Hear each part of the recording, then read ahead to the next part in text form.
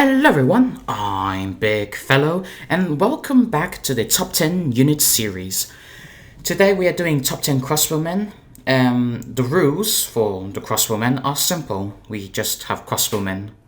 We also have included the mounted Crossbowmen from the Dorwinian because for some reason there's exactly only 10 crossbow units in the whole game. So it fits the list perfectly. So let's go on to the list, enjoy. At the number 10 we have the Mounted Thorn Crossbowmen. This unit comes from the Vale of Dorwinian and is a unit on horseback. This unit has 77 soldiers, an attack of 4, a missile of 5, a charge of 5 and a total defense of 6. Only 6, wow. The cost is 625 florins. Their special abilities are they're adept at hiding in woods, they are effective against armor, they have average morale and they have 110 speed because they're on horseback. So, the only mounted crossbowmen unit in the whole game, the Mounted Thorn Crossbowmen. At the number 9 we have the Clan Crossbowmen. This unit comes from the Easterlings of Rune. There's 153 soldiers. A attack of 3, that is disgraceful. A missile of 8, which is alright. An attack of 2. A charge of 2, sorry. And a 6 total defense. The cost is 650 florins. And the special ability is they are effective against armor. That's the only special ability. The morale is average and the speed is 100%. At the number 8 we have the Thorn Crossbowmen. This unit comes from the Vale of Dorwinian, but is exactly the same stats as the Clan Crossbowmen. The only reason it's higher than the Clan Crossbowmen is because it's cheaper and has one extra special ability. So the same 153 soldiers, an attack of 3, a charge of a missile of 8, a charge of 2, and a total defense of 6. The cost is 495 florins. They are effective against armor, they have excellent stamina, and a average morale. The speed is also 100%. They're exactly the same as the Mounted Thorn Crossbowmen, but just dismounted. At the number 7 we have the Heavy Gobbling Crossbowmen. This unit comes from the Orcs of the Misty Mountains. There's 153 soldiers, an attack of 4, a missile of 9, a charge of 3 and a total defense of 13. The cost is 780 florins. They are effective against armor and they have good stamina. The morale is average because they're goblins and the speed is 95% because for some reason goblins are slower. Orcs and goblins generally, not all of them but most of them have the same speed as dwarves. At the number 6 we have the Uruk-hai Crossbowmen. This unit comes from Isengard. There's 128 soldiers, an attack of 6, a missile of 10, a charge of 4 and a total defense of 17. The cost is 850 florins. They can deploy sharpened stakes as a special ability, which is in-game, which are those like wooden poles with a sharp thing at the end. They are effective against armor and they have excellent stamina.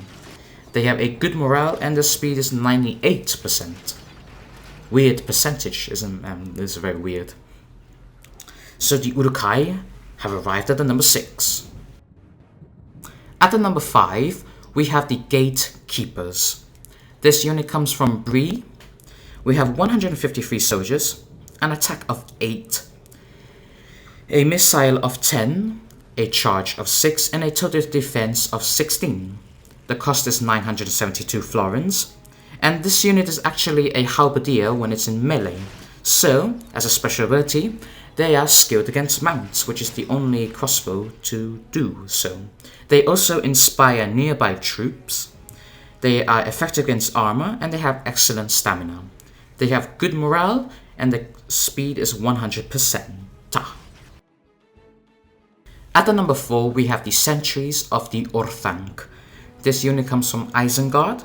There's 127 soldiers, an attack of 7, a missile of 11, a charge of 5, and a total defense of 15. The cost is 945 florins. They can also deploy stakes, sharpened stakes. They are effective against armor. They have excellent stamina, and they have a good morale. And the speed is 100%. And to note, this unit is not Urukai, they are the Dunlandings, but you can only get them as Isengard. And you can only recruit them in Isengard, the city itself. At the number 3, the King's Crossbows. The dwarves have finally arrived to the list. There's actually only 2 dwarven ones, but whatever. We have 103 soldiers, an attack of 8, a missile of 10, a charge of 3, and a total defense of 18. The cost is 900 florins exactly. They can also deploy sharpened stakes. They are effective against armor, and they have excellent stamina. The morale is excellent because the dwarves, they will rarely break. And the speed is 95% because they have the short legs and they can't run fast. Well, dwarven stuff. At the number 2, we have the Reagent Bowguard. This unit comes from the Vale of Dorwinion, and you can only get this unit if you choose the human side in the campaign. There's 127 soldiers, an attack of 6, a missile of 12, which is actually the highest missile attack pointage damage of all of them. There's a charge of 3 and a total defense of 16. The cost is 810 florins. They can also deploy sharpened stakes, and they're effective against armor. They have good stamina and a good morale. The speed is 100%. At the number 1, we have the Blacklock Engineers.